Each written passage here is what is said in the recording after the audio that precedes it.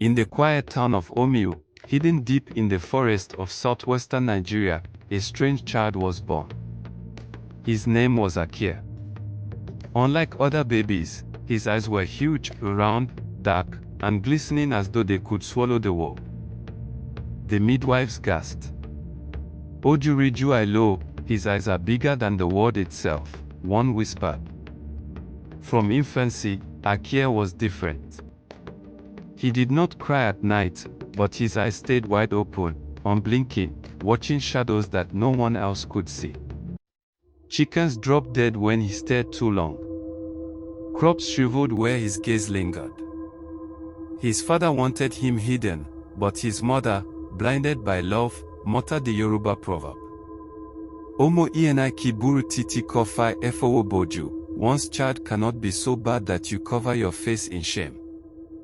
But already, villagers whispered another proverb whenever he passed. Ti oju bie tiari ohon biburo, era emo aro, when the eyes behold evil, the body trembles. By 10, Akere's curse deepened. He no longer just looked, he spoke what he saw.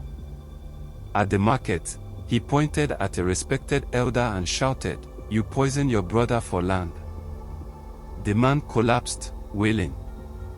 Another day, he hissed at the church priest, "Your altar is a burial ground." The people trembled. He had become a mirror of sin. At night, villagers swore they heard him chanting alone under the Iroko tree. Ain isewajumi. Ain oku,iesaini. Emori ohon tia ojukeo bodori.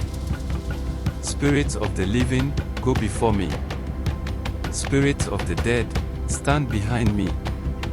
I see what I should never see.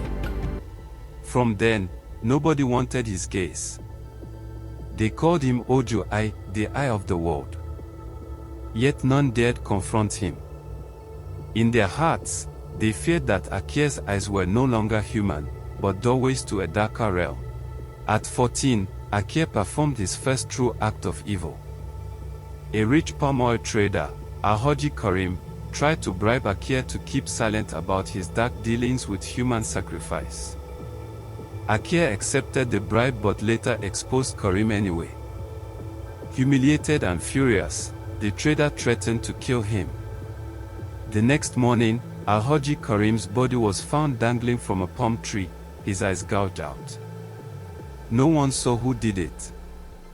But Akere walked through the market smiling, chewing roasted corn, and everyone noticed his eyes glowed red that day. From then, villagers began to die in strange ways. A young girl who mocked Akere choked on her own tongue. A hunter who threw stones at him was found torn apart in the forest, as if wild animals had been summoned. Akere's eyes were not just seeing, they were choosing victims. Mothers began to drag their children indoors at dusk. They called him Ojuburuku, the cursed eyes. Akere disappeared for 3 days when he turned 16. His mother wept, thinking he was dead. But on the third night, he returned, carrying strange cowries and a carved wooden mask. He spoke with a new voice, deep, ancient, and filled with power. He revealed that he had gone beyond the forest, into the market of midnight, a place where spirits trade in souls. He boasted that he had sold his humanity there, in exchange for sight that could bend men to his will. From then on, Akere no longer needed to speak sins aloud. Just a glance from his huge eyes made people confess in madness, screaming their darkest shames in public. Families broke apart. Friendships dissolved. Blood was spilled. Yet, strangely, Akere began gathering followers, those who wanted to use his power for their gain. He promised them wealth, success, and strength if they swore loyalty. And one by one, they gave themselves over. Omi was no longer ruled by elders, but by Akere and his terrible eyes. Power always demands sacrifice. Soon, Akere commanded his followers to bring children to him. They thought it was for blessings, but the children never returned. At night, villagers claimed they saw small shadows dancing around Akere's hut, their cries echoing like wind through bamboo. The true horror came during the Feast of New Yam. When the villagers gathered, Akere walked into the square. His eyes glowed like burning coals. He clapped his hands, and every hidden scandal of the people burst forth. Wives confessed affairs, men admitted to killings, elders fell to their knees trembling. But the climax was worse. The pot of yam pottage prepared for the feast turned black, and in it were the tiny bones of the missing children.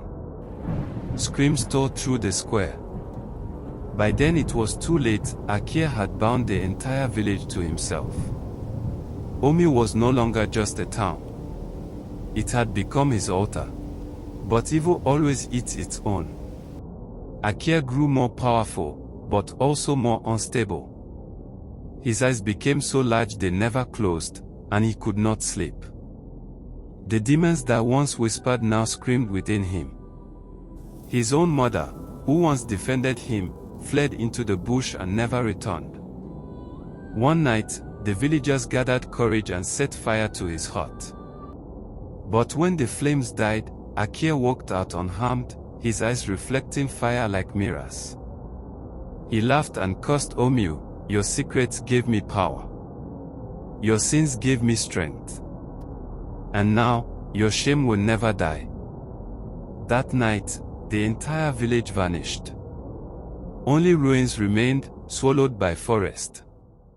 Travelers who passed the place swore they heard voices confessing sins in the wind, and if anyone stared too long into the shadows, two giant eyes blinked back. The story of Akere spread across Nigeria as a warning: evil grows where secrets fester. Parents still tell their children, "Keep your hands clean, for the boy with the biggest eyes is always watching." If this story touched your heart, please hit the like button and subscribe to join our community for more heartfelt and inspiring tales. Share in the comments where you're watching from. We love hearing from you. Your support means the world to us. Stay kind, stay hopeful, and let's grow this journey together.